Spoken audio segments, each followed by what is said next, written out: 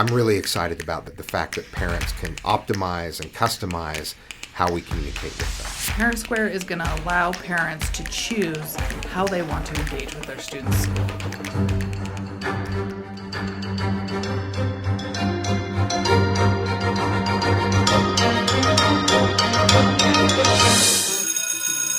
Hello and welcome to the Supercast. I'm your host, Superintendent Anthony Godfrey. This week we'll be talking about our new parent communication tool, ParentSquare. I'm really excited about this new option for schools, parents, and teachers. ParentSquare is customizable, it has a ton of great features, and I can't wait for you to learn more about how we'll be communicating with Jordan School District families this year.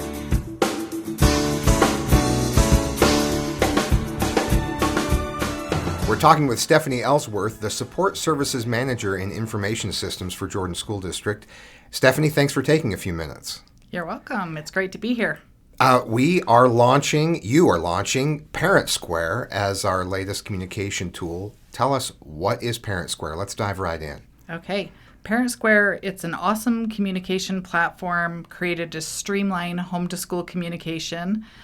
Parents in ParentSquare have the ability to choose the modality they prefer to receive messages, whether it's email, text, or app notifications. It also allows parents to select the frequency in which they receive messages, whether it's an instant message they get as soon as the school has sent it, or they can receive them digested daily at the end of the day. There's 3 types of messages. There's posts, which come across as like a news feed, similar to Facebook or other social media platforms. And do they access that kind of through the app or on the website, or how do they access that? Yeah, that's correct. Yeah, they can see the posts on the ParentSquare website, okay, or through the app. They also get those posts as an email or a text. So if they never log into ParentSquare, they'll still get those messages through email, or in a text message, they'll receive a link to see the post. The second type of message is direct messages. These are meant for one-to-one communication between parent and teacher. And how does that come through? Does that come through the app, or is that also through text message and email? Is that what you're referring to? Yes, it's really all about parent preference. So if they've stated that they prefer to receive a text, they'll receive those through a text. If they prefer the app, they'll receive a notification through the app. If they've done nothing at all, they will receive a text and an email stating that they have a message, and it'll show the message. Parents can respond directly to that text message to communicate with the teacher. So a post, much like on social media, that you can view through the website or the app, mm-hmm. and then text, email, or direct message through the app, depending on what the parent chooses. Yep. And what's the third type? The third type are alerts. These are our traditional messages that we've sent about snow day closures or emergency situations at the school. Don't say snow day closure. You can't jinx us. Okay. Alerts will override any of the parents' preferences. Okay. They'll get those instantaneously, and they will be a phone call, an email, and a text message. For the direct messages and for the school-wide or district-wide messages, parents can decide, I want to receive all the messages at once, or I'll receive them as they're sent throughout the day. So they have that choice. Yes. But an alert is going to override any of that. So if there's a snow day, an emergency, something that we need to let parents know about right away, it'll come by phone, text, and email, and that overrides the preferences. That's correct. Okay. Yep. So you can safely say, I want everything one time a day, but you'll know that you're also going to get emergency communication in a timely way. Yes. So what do parents need to do? When they're registering their student for school, the contact information that they enter goes into ParentSquare and allows us to communicate with them that way. What else do they need to do to make the most of ParentSquare? So parents can sign into ParentSquare, set their notification preferences, their language preferences. All of their contact data is synced from Skyward, which is really nice because they complete registration for school every year and update their contact information. They don't have to do that multiple times and go into ParentSquare and enter their contact information again. It's going to sync over from Skyward nightly. So complete registration from school. Then to get signed into ParentSquare, they can either download the app there's an iOS or an Android app available through your app store.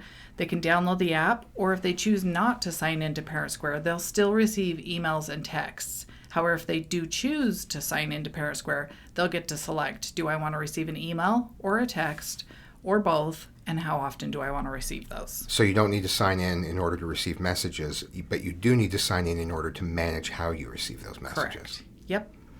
Yep. And to sign in, they'll just visit ParentSquare.com or download the app and sign in using either their phone number or email address that they've provided to the school. So the same email, same phone number will get you in there. That's great. Yep. And now, if they want to update their information through the year, they move during the year or want to receive information at a different email or phone number. Sometimes once you start getting those messages, you think, okay, I don't want it coming to my cell anymore. I want it coming to this other phone number. How do they go about changing that? The nice thing about ParentSquare is, again, that all of our contact information is synced from Skyward, so it doesn't need to be managed in two different places.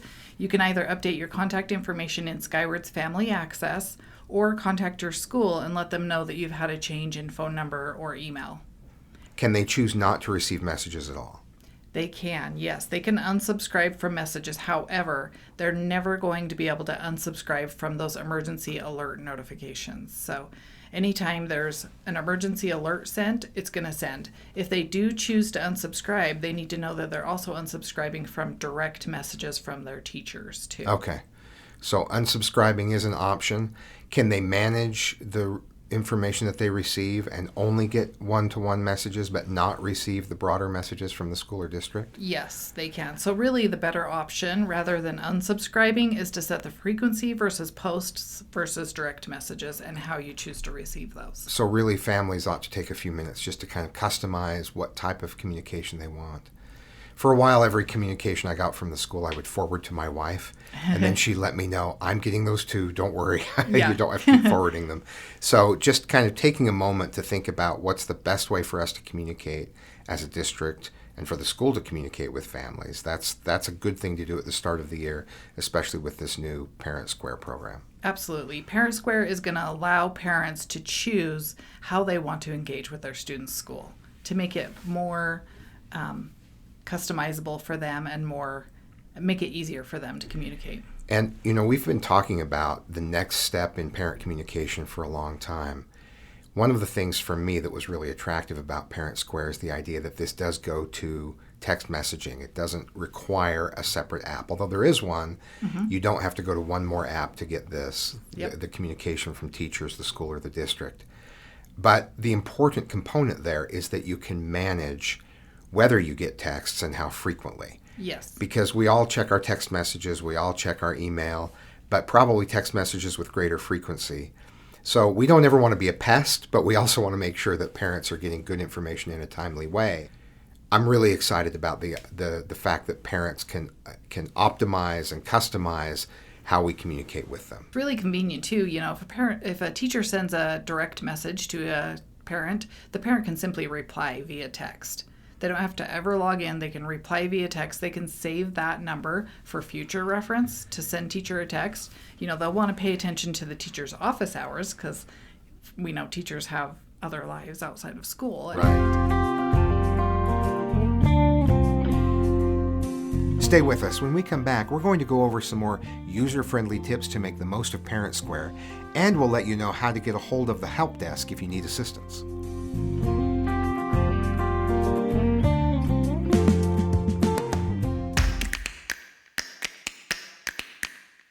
Never miss an episode of the Supercast by liking and subscribing on your favorite podcasting platform.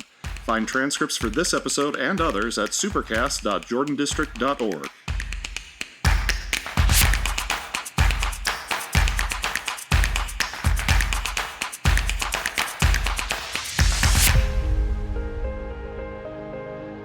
In Jordan School District, we like to support students in and outside the classroom, along with their families. That's where the Jordan Family Education Center comes in, offering support services and a wide variety of classes for students and their families free of charge. You can take a class called Blues Busters for children feeling sad or worried. Just Breathe is a class that helps students reduce stress. Or how about a class that supports parents in helping their children make and keep good friends? There are also support groups and free counseling, all provided by Jordan School District school psychologists and counselors. To find out how you can benefit from free family support services offered by the Jordan Family Education Center, call 801-565-7442 or visit guidance.jordandistrict.org. Now, I know that a lot of other districts are starting to use ParentSquare as well. And previously, teachers used Remind 101, and then it was called Remind. And there was a free version of that a lot of teachers in Jordan used. We used Skyward and Skylerts that came out of our student information system. Talk about how we got to where we are now using ParentSquare and the relationship between the old Remind and Remind 101, ParentSquare, and Skyward. You know, really, one of the biggest requests that we get from schools in regards to communication is the ability to text parents. So we started looking at different options to be able to text parents without requiring parents to download an app. ParentSquare stood out as soon as we started researching this option. And then we learned that ParentSquare also acquired Remind. So with that, they took on a lot of new functionality, a lot of capabilities as far as texting and sending group messages. ParentSquare can be used not only to directly communicate teacher to home, but it can also be used to communicate for extracurricular activities. You know, say a wrestling coach or a band instructor can contact their entire group of students, similar to Remind, through ParentSquare. And it connects to Skyward, which is great for families and the contact information as you described, but it also helps teachers because they're able to say, I want to text a reminder to everyone in this class of what's due tomorrow, and they can send it to the student's phone with that going through a school system. So it's appropriate communication, it's an appropriate method of communication, but it's also direct, instant communication so that a student gets a reminder or information about a meet or event or assignment. And I'm really excited about that. Students will use what's called StudentSquare. So they'll download a different app. It's called StudentSquare. It's only available for grades 7 through 12. But students can communicate with their, club advisors, their coaches, their teachers, using StudentSquare. Now we have a wonderful help desk and information systems for employees and for parents. Talk about how they access that and how they can get help with ParentSquare if parents have any questions. Yes, we do. If any of their contact data is looking incorrect or it appears that data is not syncing properly from Skyward, they can give us a call at 801-567-8737. We can take a look at it there. Operators are standing by. Yes, absolutely. And sometimes we will refer them back to the school just because the school needs to be the ones to update contact information or verify that they're actually speaking to a parent. Okay. So you can sometimes start with the school, but you can also call the help desk anytime, and you're great to jump in and sort through things and help people out. So that's right. And if they're in ParentSquare, where can they get help from ParentSquare directly? Logged into ParentSquare, the app or the website, there's a question mark in the upper right-hand corner. Click on that. They have awesome help articles and videos. We'll put that in the show notes to be sure they're easy to access for anyone listening. And the trainings took place this summer. Like I said, we dove right in once ParentSquare was selected. And I've heard a lot of enthusiasm from schools, just the functionality of being able to more effectively communicate with parents more directly in a more timely way. So this is really exciting for us. We want to strengthen that connection with parents always. And I think this is a great tool to help us accomplish that. Definitely. Well, thanks for all your work to get us this far. And tell us a little bit about your journey to be in the position you're in right now in information systems. Where did you start out? I started with the school district as a part-time attendance administrative assistant at Joel P. Jensen. Yeah. I loved it there. They had awesome students. I then became a registrar at Copper Hills High. Loved that job too. Loved working with the students.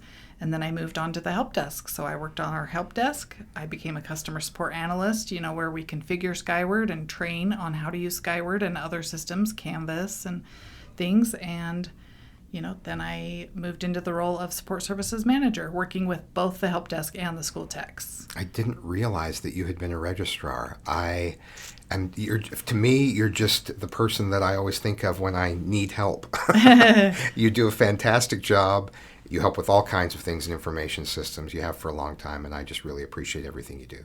Thank you. That's so kind to hear. And, being a registrar really was one of my favorite jobs I've ever had. It's such a challenging position, but also a rewarding position. Absolutely. Well, thanks very much, Steffany. Thank you.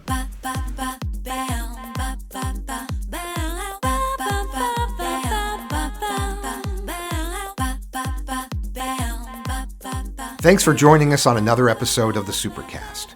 Remember, education is the most important thing you'll do today. We'll see you out there.